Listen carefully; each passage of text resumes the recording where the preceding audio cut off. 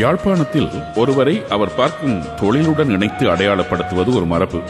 இப்படி நாம் அன்றாடம் பார்க்கும் பழகும் பலரை நகைச்சுவை பாத்திரங்களாக படைத்து மக்களிடையே அறிமுகப்படுத்தியவர் KS பாலச்சந்திரன். அந்த வகையில் படைக்கப்பட்ட ஒரு மறக்க முடியாத பாத்திரம் ஓடலி ராசையா. யாழ்ப்பாணத்தில் அரசாங்க வைத்தியசாலைகளில் இப்படிப்பட்ட ஓடலி மாறி நீங்கள் பார்த்திருக்கக்கூடும்.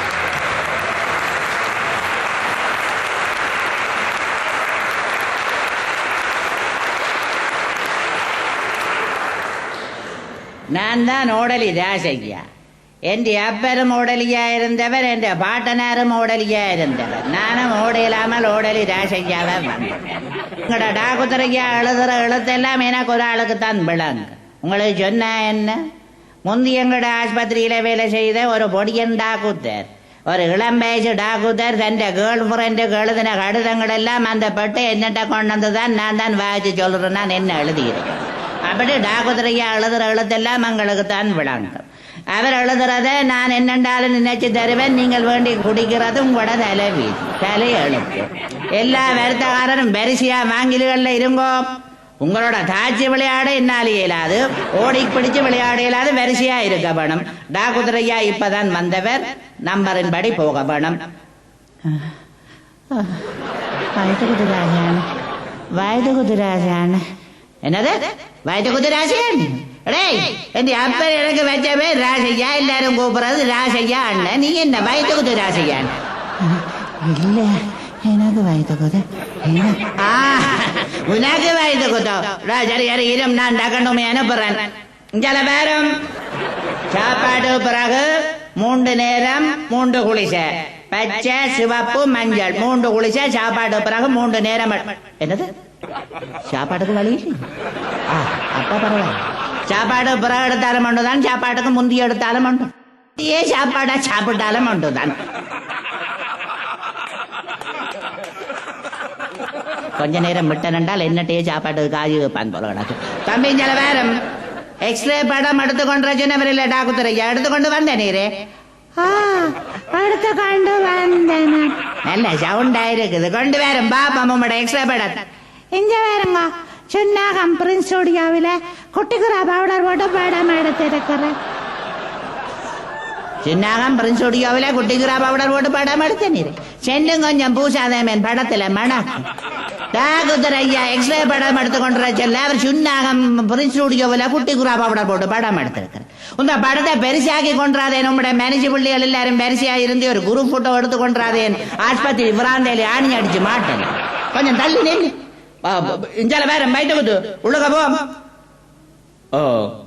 வரும். உம்முடைய பேர் என்ன? திருஞான சம்பந்த மூர்த்தி நாயனார் பிள்ளை. இத்தோட முடிஞ்சதால இதுக்கு மேலேயும் இருக்கும்.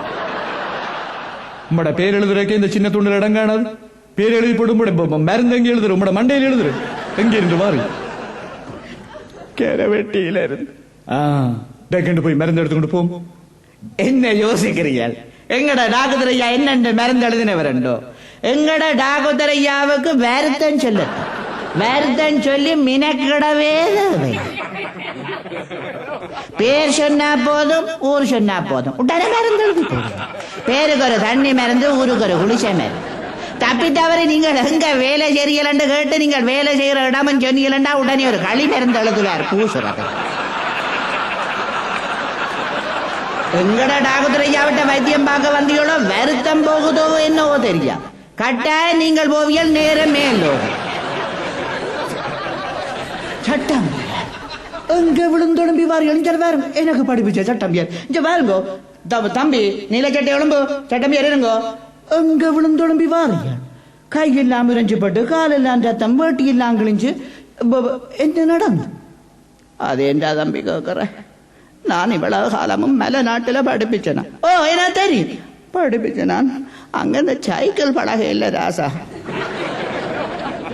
மலை நாட்டுல சைக்கிள் பழகுறதுல ஒரு வில்லங்கம் என்னண்டா தம்பி, சைக்கிள் வந்து வெள்ளத்தாக்குக்குள்ள விழுகிற கடையில நான் முந்தி வந்து விழுந்து இந்த பயத்துல நான் அங்க சைக்கிள் பழக.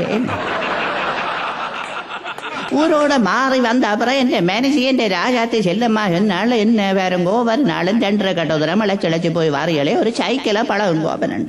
நான் சொன்ன நடி விசாரி என்னட்ட படிக்கிற சின்ன விசில் அடிக்கிற பொடிகள் எல்லாம் சைக்கிள் கையை விட்டுட்டு ஓடுவாங்க, நான் மாட்டான்னுட்டேன். என் மனசையும் விட மாட்டான்னுட்டான். பின் என்ன செய்யறதுன்ட்டு அவன் சந்தையில் சைக்கிள் கடை ராஜனையும் கூட்டிக் கொண்டு போய் கல்லுண்டா வழியில இதவில சைக்கிள் பழகினான். ஒரு நாள் இப்படித்தான் ராஜன் என்ன பிடிச்சு கொண்டு வாரான், நான் ஓடிக்கொண்டு வாரன். நல்ல வீச்சா ஓடிக்கொண்டு வரைக்கதான் பார்த்தேன், ஒருதன் ரோட்டு கரையில குந்தி கொண்டு இருப்பார். நான் சொன்னே, ராஜன் என்னடா செய்யறது, ஒருதன் ரோட்டு கரையில குந்தி கொண்டு இருக்கிறான். உடனே அவன் சொன்னானே, எந்த தம்பியார் பயப்படுறீர்கள் டக்காண்டு பிரேக்க போடுங்க அவன்ட்டு. நான் சொன்னே, அருவானே எல்லாம் சொல்லி தந்தனி, இந்த பிரேக் அங்க இருக்கண்டு என்ன சொல்லி தெரியல, பிரேக் அங்கேடா மேலேயோ கீழையோண்டு தடவர கடையில பொடியிருக்கு மேல சைக்கிள் ஓயிருக்கு போ. சைக்கிள் ஏற்றி போட்டு அதுல போட்டுட்டு நான் ஓடி ஏந்துட்டேன். சைக்கிள் கடை ராஜன் சைக்கிள் ஏந்திக்கொண்டு எனக்கு பின்னாலே ஓடி ஏந்துட்டேன். இப்படி கொஞ்ச நாள் பழகி முடிய சைக்கிள் கடை ராஜனுக்கு நான் காஜு கொடுக்கையில் அந்த கோபம் போல அடக்கு.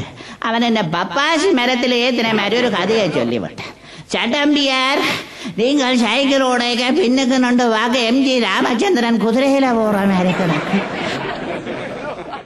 முன்னுக்கு 2 வாக சிவாஜி கணேசன் ஜீப்பில் வெட்டி வார மாதிரி கிடக்கு, சைக்கிள வாக சாடியா கமலஹாசன், இந்த சைக்கிள்ல சாடியா ரஜினிகாந்த் மாதிரி இருக்கான்.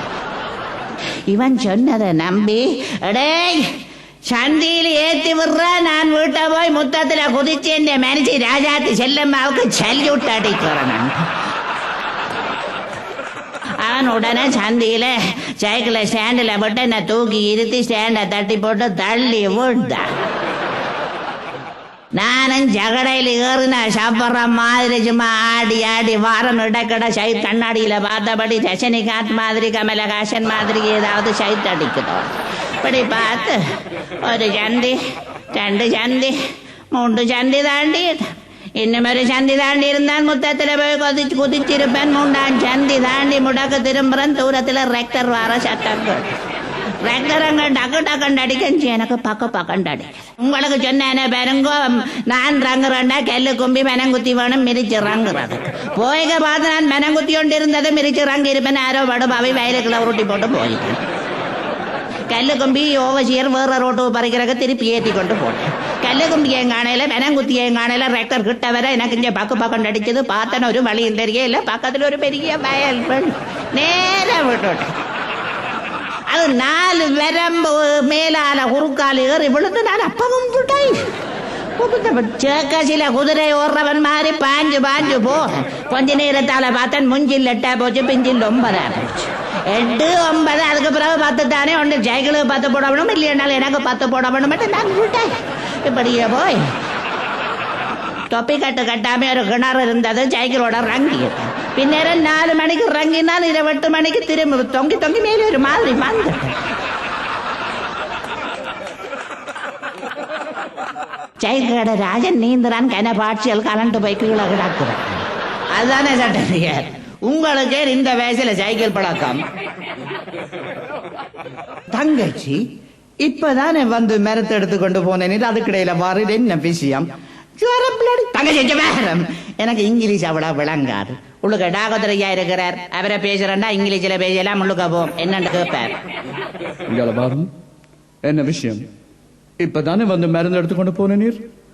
ஓம் பேரங்கோ, நான் இப்ப என்ன நிற சாரி உடுத்திருக்கிறேன். இது என்ன இது சாரி கலர் எல்லாம் கேட்டுக்கொண்டு பச்சை நிற சாரி தான் உடுத்திருக்கிறீர். நான் இப்ப என்ன நிற செருப்பு கால போட்டிருக்கிறேன். ஏன் கலட்டி அடிக்க தங்கச்சி செருப்பு கலர் எல்லாம் கேட்டுக்கொண்டு பச்சை நிற செருப்பு தான் போட்டிருக்கிறீர். நான் இப்ப என்ன நிற குடகையில வச்சிருக்கிறேன்.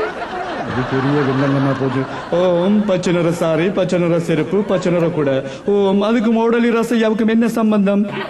இல்ல பாருங்க, நாலண்டைக்கு எல்லாம் பச்சை கலர்ல போட்டுக்கொண்டு பச்சை நிற சாரி உடுத்து பச்சை நிற செருப்பு காலில் போட்டு பச்சை நிற குடையும் கையில வச்சு கொண்டு வந்து மருந்து கோக்குறேன். இவர் ஓடலி ராசையா ஒரு மெனஸ் தெரியாத ஆள் சிவத்த கலர்ல மருந்து கோறார்.